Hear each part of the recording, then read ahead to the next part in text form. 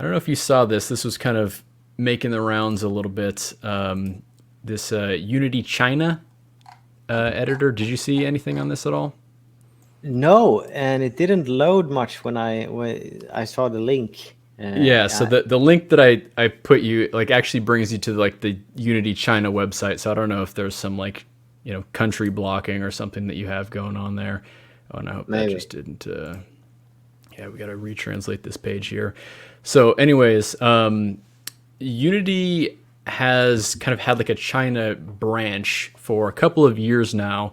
It's kind of an interesting situation because I don't think it's necessarily like owned by Unity Global. They're kind of like a partnership. They're kind of like, they're not necessarily like under the same Unity umbrella, but they're still, branded as Unity. They have the Unity editor, which is, pretty much the same Unity editor that we have over here. Right. However, Yeah. some people actually kind of notice that this Unity China version has a bunch of like additional features that people over here might want to have. This kind of blog post here really goes into a lot of the main things. I'd also recommend checking out Mike Game from Scratch, his video, just kind of like going over some of the things on here. But there does seem to be kind of like competitors to Unreal's Nanite and Lumen, where they kind of have like, we're kind of going through this presentation here. And let me see, get to the actual points. Yeah, so there's this thing called a virtual geometry. So this seems to be kind of like a competitor to Nanite, where it's basically you can have these like extremely high poly count models, and it kind of does almost like the like level of detail stuff completely automatic for you. So this is kind of like, you can see this kind of happening here a little bit. Yeah, so then it's I Yeah. don't really understand like all the details of like how exactly it works. But yeah, it's basically like a competitor to Nice. Nanite. Yeah. Yeah. Oh, I had no idea. That's very fascinating. Yeah, so this is not available in the I guess you could call it the Western version of Unity. I don't know if there's just regular Unity, vanilla Unity, but yeah. So they've kind of added in this as well as a type of global illumination, which is supposed to kind of compete with something like Lumen from the Unreal side. Now, I wanted to bring this up primarily because they do also have some dots improvements as well. So I'll just go ahead and read off this full paragraph here, and you can kind of tell me what you think about it. Just keep in mind that this has just been, translated with the just built-in browser translation. So, Right. it may not be the most accurate, but so anyways, it says, as for dots, we are very much in favor of Unity's exploration in this direction, so we will continue to support the current solution. However, the current solution lacks ease of use and flexibility. As a simple example, if you have used dots, you will find that the archetype architecture has shortcomings in dynamic updates. Therefore, we will continue to support the current dots and design and implement the Chinese ECS architecture to make up for its shortcomings in ease of use and flexibility. For example, we're exploring the convergence of archetype and sparse set technologies to provide efficient data access and the flexibility to upgrade dynamically. At the same time, we will develop the particle system of the Chinese version of the engine based on the new architecture to verify effectiveness of the design, and after successful verification, it will be used as the core component, and the architecture will support the underlying system of more engines in the future. So, a lot to unpack there. Yes, I see. Yeah, yeah. So, I guess we can just kind of break this down like point by point. So, first of all, I think it's cool that they mention, they're very much in favor of Unity's exploration in the data-oriented design, Yeah. direction, and they say, they want to continue the support of the current solution. Now, they do say the current solution lacks ease of use and flexibility. I would kind of agree with that. I think it's sort of funny that they're just being like, straight up and, open about this in like an official kind of capacity here. Yeah. Were you going to say something? No, I was just Yeah, I think it's more tooling than the underlying architecture, but sure, yeah, it lacks flexibility. Yeah. Yeah. So yeah, as far as ease of use, there's definitely kind of like a learning curve as far as getting things up and running. Actually, I guess as far as flexibility goes, I'm not sure exactly what they mean by flexibility, but I think some of the things that maybe I'm going to be showcasing later today, I think kind of is actually a good example of how the ECS design pattern actually does give you lots of flexibility. So Mhm. it would be interesting to see kind of what they meant by that. But then they kind of go into an example. They say if you've ever used dots, you'll find that the archetype architecture has shortcomings in dynamic updates. I'm not sure exactly I, what they mean by this. Do you have any kind of ideas? I would think that one of the big bottlenecks in dots is structural changes, and you need to like some deal with that probably to have a to have dynamic stuff happening where data evolve, or I don't know. It's hard to explain, but anytime you want to move something into a different to remove or add components, you get a slight Right. hit to the performance, and maybe that's what they are doing. But that's enable disable components feature. What that is for. So Right. Right. I get their point, but I don't think it's like that big of a deal. Maybe I don't know. My game Yeah. works just fine with some structural changes. It's fine. Yeah, I mean, structural changes, you're not going to, completely avoid them, but there are definitely ways that you can kind of optimize around them where, maybe you don't use them at all, or, for certain things where I guess I should say, you could find ways to avoid using them in situations that maybe you're using them quite frequently, in favor of other things. But again, that's kind of always a bit of a performance trade off that you got to balance there. Yeah, but that's the word, the trade-off. That's the word. So if you add some way of dealing with it without structural changes, you're probably gonna have some other trade-off where another part of the engine will become slightly slower because it has to deal with more complexity. So I don't know. I get their point, but I would want to see where they're going with it before I can judge fully if there's a good idea. Right. Yeah, yeah, exactly. So yeah, they say therefore will continue to support current DOS design and implement the Chinese ECS architecture to make up for the shortcomings of ease of use and flexibility. And then they give an example about exploring the convergence of the archetype and sparse set technologies to provide efficient data access and the flexibility to update dynamically. So again, it would be nice if we got kind of maybe a little bit more of a concrete example about how they're trying to do this, about what exactly this means. I But yeah, I I just want to add that I think the translation is probably in the thing that's throwing us off here, because I think when they say sparse technologies, they're probably talking about some kind of a way where you don't pack everything perfectly together index wise, but you're having like, oh, this we have a big chunk or whatever, or where you just have a few components thrown in and they are mapping to something not totally one to one, sparse mapping instead of right. Yeah. yeah. Basically, It kind of sounds like optimizing for cache hits, you mean, wait, kind of wait, thing, like just kind of, or maybe it's optimizing for being able to swap in and out components easier by not having, because you need to move it to another chunk if you add or remove components in the current ECS solution, right? But if you had some sort of like, oh, these components are defined as sparse or whatever, maybe you can have like, oh, these components live in their own chunk or own thing, and if you want to add them to an entity, then you just add that component instance into its separate chunk where they all belong, and they are like sparsely allocated because there's just like a few entities scattered around the system which own that particular component.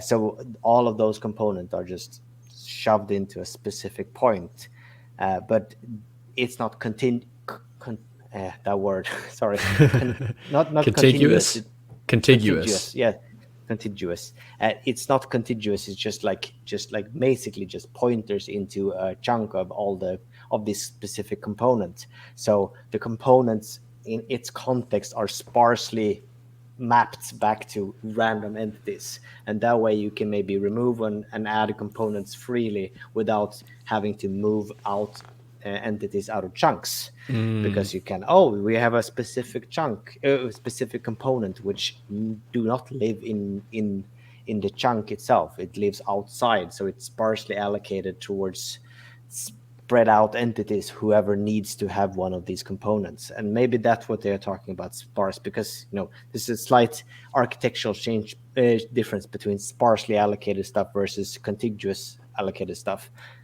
I don't know. My brain just went Yeah. all the way to there. Maybe there's something like that going on, because that would make sense in my mind, at least. Yeah. And so we do get a comment here saying, yeah, it's like component aspects, but on a chunk level. Oh yeah, that could, yeah. So Okay. that could be interesting as well. Yeah, that makes sense. Yeah. So moving on, where were we? So at the same time, so this is interesting. At the same time, we'll develop the particle system of the Chinese version of the engine based on the new architecture to verify effectiveness of the design. And, they're going to do some verification and then use that as a core component of the architecture going forward. So kind of interesting that they're taking, specifically the particle system, and they want to kind of, build that off of an ECS back end. To kind of, verify that, these changes are actually going to have a nice performance benefit. And then, if it is, then they'll kind of use that as the underlying for more of the, engine features in the future. So, I mean, I definitely think it's a good idea to, try out and verify the, proposed changes in an actual real world setting. And yeah, it seems like the particle system is going to be like a good place to start for that. Yeah, I totally agree. It's that's like, oh, let's make an engine on this unverified. Let's make a game on this verified engine. It's like the same sort of a deal. Let's make implement a tricky concept, particle system on this technology that we were developing, to make sure that the underlying technology is a good idea. So yeah, perfect. Yeah, good idea. Yeah, exactly. And I know that is kind of one of the things that like regular Unity wants to do, is they want to, have an ECS architecture kind of be the back end of a lot of just core regular Unity features that, we may not know, that ECS is kind of happening under the hood, but we just kind of still get the performance benefits from it. So it seems like they're like kind of going towards like a same end goal, but maybe the way that they're, specific ways that they're going about it might be different. So it is interesting to see that there are kind of these two verticals of dots almost being kind of worked on in parallel for different kind of air quotes versions of the Unity editor. So it would be interesting to see if there ends up being kind of some cross-pollination where, the Unity China version starts kind of affecting the, main regular Unity version and vice versa. Yeah. I expect this to be not as fleshed out as the dots we are used to, but it's always, that's how you get the innovation. You have somebody else to like, well, I have a different idea. Let's try this, and then you can take the good stuff from both.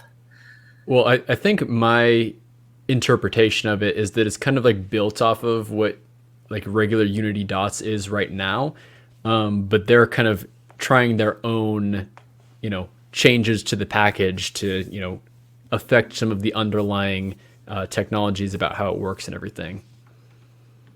Yeah. Always good to try around, and yeah, I'm very excited to see what. How did you find this? I'm very curious. Well, so yeah, this was kind of like making the rounds on Twitter. I've actually like known about this Unity China version for a while. Just kind of like being part of like the Unity's Insiders program, they let us know about some kind of like upcoming changes, and I think I was just like maybe paying attention to the blog around that time, and they had kind of announced this partnership, I think back in like August of 2022, so almost like 2 years ago.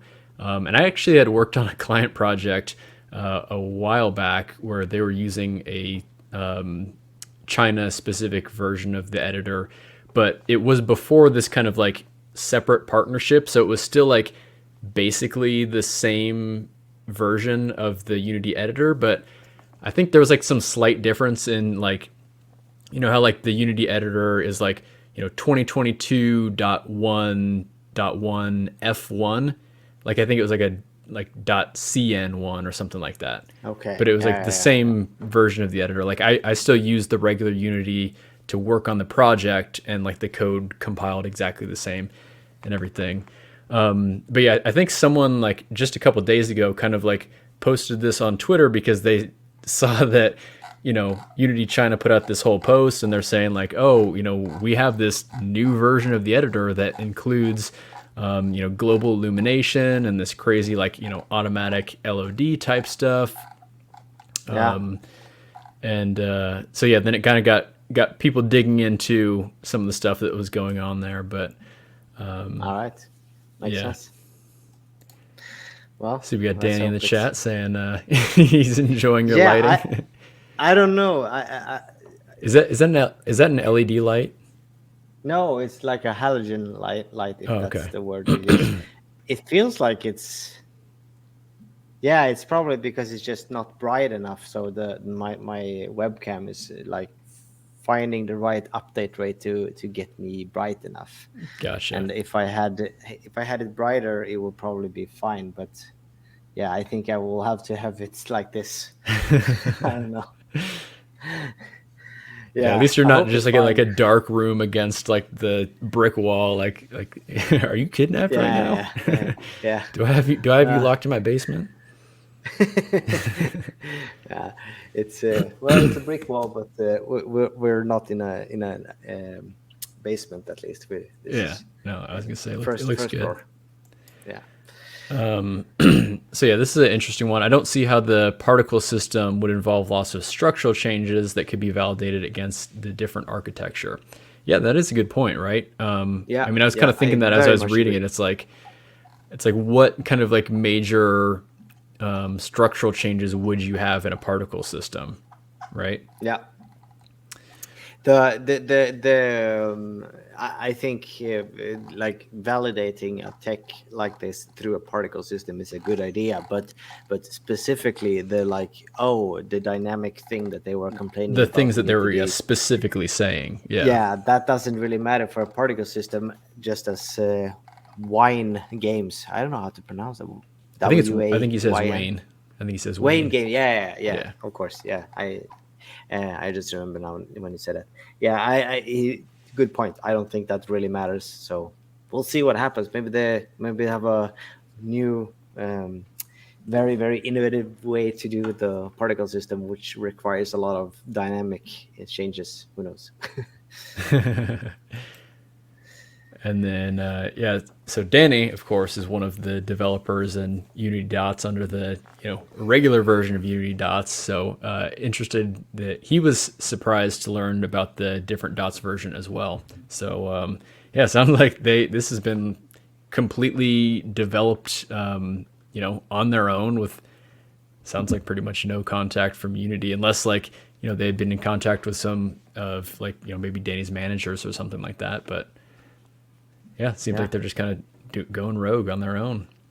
Yeah. Well, why not? All right. So Luke Yeah. says there are multiple ECS implementations. Unity uses archetypes, dense slash table based. There's also sparse set, bit set based, and relative ECS. Okay, interesting. So yeah, that you know, maybe they could be trying out like a completely different version, a Yeah. different way of doing ECS. I bet sparse set is just like not making it contiguous and because that has very nice performance benefits when you have very uniform type of objects just on the straight arrays. But when you have very very complex and swapping around, then maybe not having that contiguous memory to deal with is a better idea. I don't know, I never thought about it too hard, but it sounds like a fair trade-off for a specific type of game that needs it. Right. And maybe even like, you know, what if Unity China comes up with their own kind of version of ECS, and that's different than the existing version of ECS. And there's maybe almost, ways that you could choose which implementation you want to use for specific situations, because maybe one implementation would work better performance wise for doing certain types of things, whereas the other implementation will work better for other things. Yeah, there's a lot of comments now that I almost want to like star all of them, but like A lot of good stuff here. Yeah, a sparse based ECS stores each component in its own sparse set, which has the entity ID as key. Sparse set implements allow for fast add and remove operations. Yeah, that seems like a trade-off that you would want sometimes. Yeah. And then, yeah, you can take the next one. Danny says, I do see a way that it would require many dynamic changes. If the particles aren't pooled, then spawning and destroying them would already be a structural change. That's a good point, yeah. Yeah, that's fair. I suppose for something like that, you probably would want some type of pooling, right? Yeah. Yeah, as always with programming, there's a million ways to solve an issue. So I guess there's like a lot of ways to like frame the problem. Yeah. Exactly. What else do we got going on here? So it's like the original ECS of Thief, where systems had their own components and lists, and entities would be a group of indices into these different lists. I think that's kind of what he's getting at with the sparse set. Okay. And Luke says, I think Unity uses a combination. They use archetype, but also enableable component seems like bit set based to me. Yeah, and the enableable components, that wasn't an initial feature of Unity ECS either. So that was something kind of like added in later down the line. So going off of that, maybe we do see more types of ECS implementations later on. But that's a perfect like trade-off situation where like, if you have the enableable component with the bit set thing, and you have the 128 limit, I think, because you have 128 bits, then you're like, you sacrifice some space for the possibly disabled irrelevant components in the chunk. You sacrifice some memory for not having to move them around back and forth to chunks with or without the component. So it's like that's for me. It's like, well, potato. I don't know. Depends on the game which one would be the most efficient solution for any type of problem. Yeah, exactly. Yeah. So I mean, it's kind of like an opt-in type thing.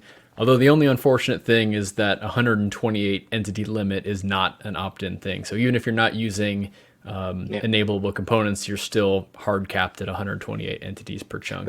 But when you get into a big complex game, there are very few entities where actually a chunk is where a single entity is so small that it will fit. It very gets out of hand quickly, so it's kind of fine with 128. And I think even a couple weeks ago when I was showing like the transform system deep dive one, I was just doing a little bit of basic math, and even with like just the transform components and local to world components, like you only have, I think, maybe like 64 bytes of extra data before you start getting under that 128 entity limit. So you get there pretty quickly.